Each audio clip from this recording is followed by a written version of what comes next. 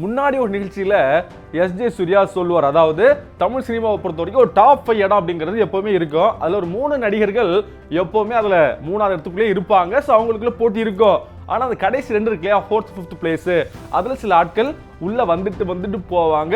அந்த இடத்துக்குள்ள எஸ்கேவும் வந்துட்டார் அப்படிங்கிற மாதிரி எஸ்ஜே சூர்யா சொல்லுவாரு. அதை அப்படியே உறுதிப்படுத்துற வகையில ரீசெண்டா அவருடைய படங்களுடைய கலெக்ஷன் தான் பார்க்கும்போது தோணுது, அந்த அளவுக்கு மக்கள் மத்தியில பெரிய வரவேற்பும் பெறுது, மிகப்பெரிய வசூலும் பெறுது. ஸோ அந்த வகையில எஸ்கே உடைய டாப் 10 வசூல் செஞ்ச படங்கள் என்னென்ன பார்த்துருவோமா? தமிழ் சினிமால சாதிக்க துடிக்கிற பல யங்ஸ்டர்ஸுக்கு ஒரு முக்கியமான இன்ஸ்பிரேஷனா இருக்கிற நடிகர் தான் எஸ்கே. என்ன காரணம்னா, சின்ன திரையில இருந்து வந்தாரு. அந்த டைம்ல பாத்தீங்கன்னா சின்ன திரையில இருந்து வந்தா பெருசாலாம் ஜொலிக்க முடியாதுப்பா, சைடு ஆர்டிஸ்ட் நடிச்சு போயிட்டே இருப்பாங்கன்னு சொல்லும் போது வந்து சாதிச்சு காட்டியிருக்கிறாரு. அதுலயும் குறிப்பா போன வருஷம் அவருடைய படம் வந்துச்சு இல்லையா, அமரன், அது ஒரு மிகப்பெரிய வசூலை கொடுத்துருக்கு. அதே போல இப்போ ரீசெண்டா வெளியாகி வந்து ஓடிக்கிட்டு இருக்கிற மதராசி படமும் கலெக்ஷன் விஷயம் நல்லா பண்ணிக்கிட்டு இருக்கு அப்படின்னு சொல்லிக்கிட்டு இருக்கிறாங்க. ஸோ அதே மாதிரி பார்த்தீங்கன்னா அடுத்தடுத்த லைனப் கூட தரமா வச்சிருக்கிறாரு. பராசக்தி படம் சுதா கோங்காரா தான் டைரக்ட் பண்றாங்க. ஒரு மிகப்பெரிய எக்ஸ்பெக்டேஷன் இந்த படத்துக்கு கூட இருக்குது. ஸோ அடுத்தடுத்த எல்லா படங்களுமே மினிமம் 100 அடிச்சிடும் போலேப்பா அப்படின்னு சினி வட்டாரங்களே பேசக்கூடிய அளவுக்கு பாக்ஸ் ஆபீஸ்ல கலக்கிட்டு இருக்கிறாரு.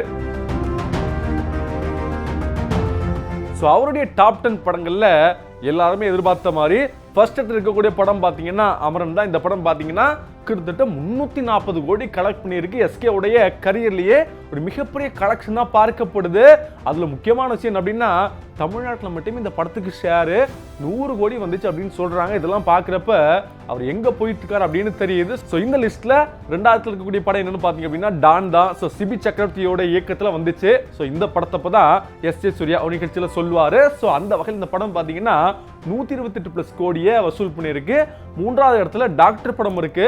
இந்த படம் தான் நெல்சனுக்கு ஒரு மிகப்பெரிய திருப்பு முனையா அமைஞ்சு அங்கிருந்து பீஸ்ட், ஜெயிலர், இப்போ ஜெயிலர் 2 அப்படின்னு அவர் வேற லெவல்ல போய்கிட்டு இருக்கிறாரு. ஸோ இந்த படம் பார்த்தீங்கன்னா கிட்டத்தட்ட 120 கோடி கலெக்ஷன் பண்ணப்பட்டதாக சொல்லப்படுது. ஸோ அடுத்தபடியா பார்த்தீங்கன்னா மாவீரன் படம், இந்த படம் தான் 100 கோடியில இருந்து கொஞ்சம் கீழே இறங்கி இருக்கு.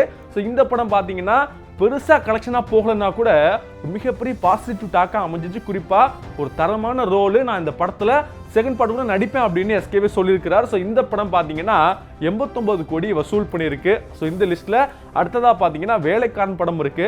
இந்த படம் ஒரு மிகப்பெரிய எக்ஸ்பெக்டேஷனுக்கு நடுவில் வெளியாச்சு. ஏன்னா தனி ஒருவன் அப்படிங்கிற தரமான படத்துக்கு அப்புறமா பார்த்தீங்கன்னா இந்த படத்தை இயக்கியிருப்பாரு டைரக்டர். ஸோ அவருடைய படம், அதன் காரணமாக வசூலும் டீசெண்டா இருந்துச்சு. 83 கோடி இந்த படம் வசூல் பண்ணியிருக்கு.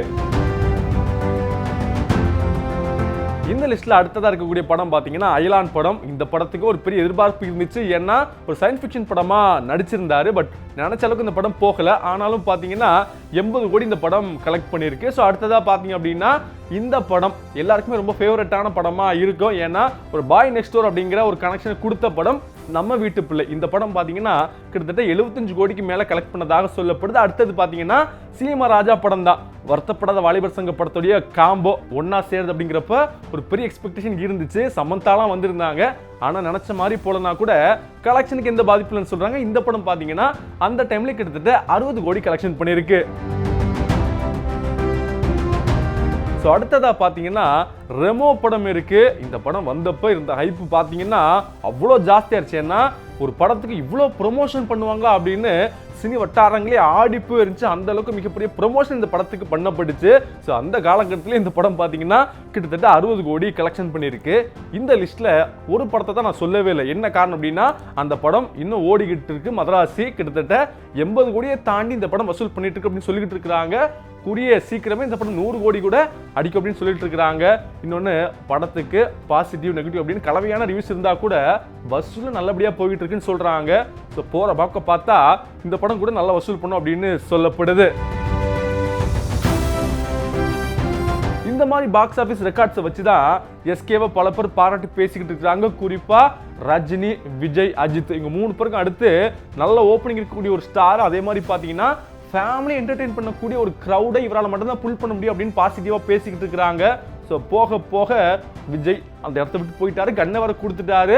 ஸோ எங்க போறாரு, எவ்வளோ பெரிய வசூல் சாதனைலாம் படைக்க போறாரு அப்படின்னு வெயிட் பண்ணி பார்க்கலாம்.